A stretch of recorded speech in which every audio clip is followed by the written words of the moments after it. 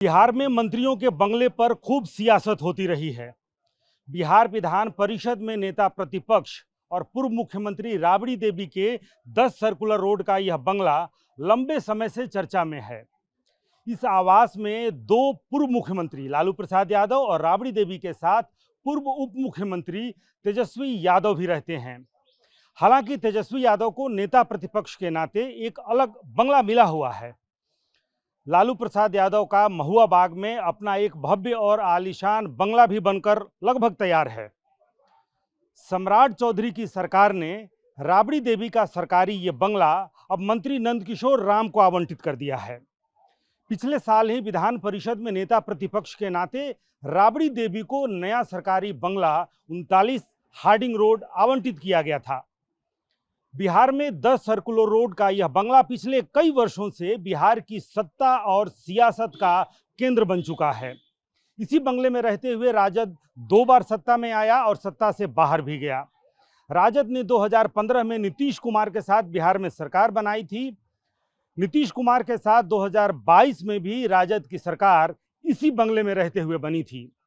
लेकिन बिहार में सम्राट चौधरी की सरकार बनने के बाद से इस बंगले को खाली करने का लगातार दबाव बनाया गया है। राबड़ी देवी ने साफ ऐलान कर दिया है कि वह यह बंगला किसी भी कीमत पर खाली नहीं करेंगी। सरकार चाहे तो फोर्स लगाकर बंगला खाली करा ले। इसके बाद सचिवालय थाने की महिला पुलिस अधिकारी दल बल के साथ इस आवास पर पहुंच गई थी। हालांकि राबड़ी देवी को फिलहाल लगभग 15 दिनों की मोहलत मिली है। हालांकि सवाल यह भी है कि जिस मंत्री नंदकिशोर राम को सरकार ने राबड़ी देवी का यह आवास आवंटित कर दिया है, उन्हें एक पखवाड़ा पहले ही हार्डिंग रोड का एक आवास आवंटित किया जा चुका था। फिर आखिर किन परिस्थितियों में उस बंगले का आवंटन रद्द कर यह 10 सर्कुलर रोड नए सिरे से आवंटित कर दिया गया। अब नंदकिशोर राम भी दलित कार्ड खेलते हुए कह रहे हैं कि चूंकि वो दलित हैं, लिहाजा राबड़ी देवी उनके लिए यह बंगला खाली नहीं कर रही हैं। इधर तेज प्रताप यादव ने नीतीश कुमार को मिले बंगले पर सवाल खड़े कर सियासत को नई हवा दे दी है। नीतीश कुमार को 7 सर्कुलर रोड का बंगला मिला हुआ है। इधर राजद ने और कई अन्य नेताओं पर, सांसदों और भारतीय जनता पार्टी के राष्ट्रीय अध्यक्ष को मिले बंगले पर भी सवाल खड़ा किया है, जिसमें नीतीश कुमार, जीतन राम मांझी, उपेंद्र कुशवाहा, संजय झा और देवेश चंद्र ठाकुर का भी नाम शामिल है। 39 हार्डिंग रोड बिहार का यह सरकारी बंगला तब चर्चा में आया जब इसे बिहार के पूर्व मुख्यमंत्री राबड़ी देवी को नेता प्रतिपक्ष विधान परिषद के नाते आवंटित किया गया और उसके बाद से ही राबड़ी देवी इस वक्त जिस आवास में पिछले 2 दशक से रह रही हैं, यानी कि 10 सर्कुलर रोड स्थित आवास को खाली करने का नोटिस दिया गया। उस वक्त भी राबड़ी देवी ने वो आवास खाली नहीं किया। हालांकि चर्चा इस बात की भी हुई कि राबड़ी देवी और लालू प्रसाद यादव दो पूर्व मुख्यमंत्री जिस आवास में रहते हैं उसे खाली करने को कहा गया। दूसरी तरफ महुआ बाग का लालू प्रसाद यादव का जो भव्य और आलीशान बंगला बन रहा है, वो भी उसी वक्त चर्चा में आया और उसकी तस्वीरें सामने आईं।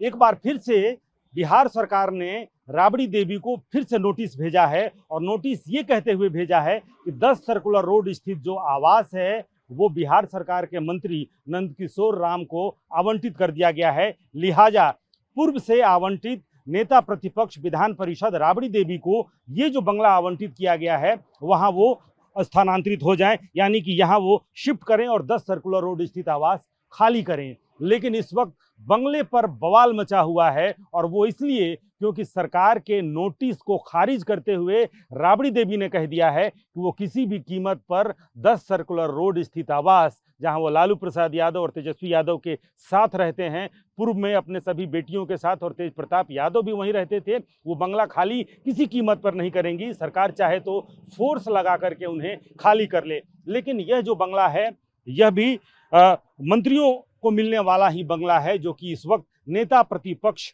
विधान परिषद के नाते राबड़ी देवी को आवंटित किया गया नवंबर 2025 में, जहां पर आने से इनकार किया है राबड़ी देवी ने। हालांकि यह बंगला भी इसके पूर्व में कई मंत्री यहां पर रह चुके हैं, चाहे वो चंद्रमोहन राय हो या कई अन्य मंत्री, जो स्वास्थ्य मंत्री का भी यह बंगला कभी रहा है।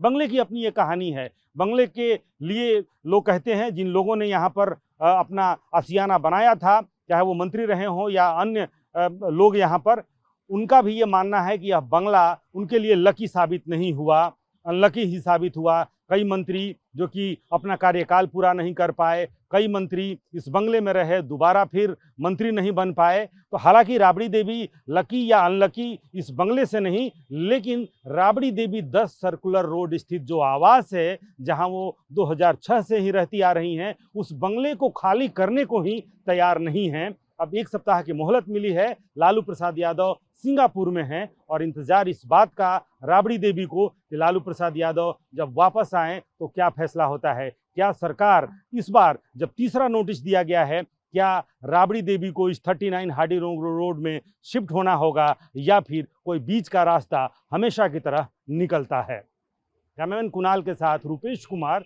TV9 भारतवर्ष, पटना।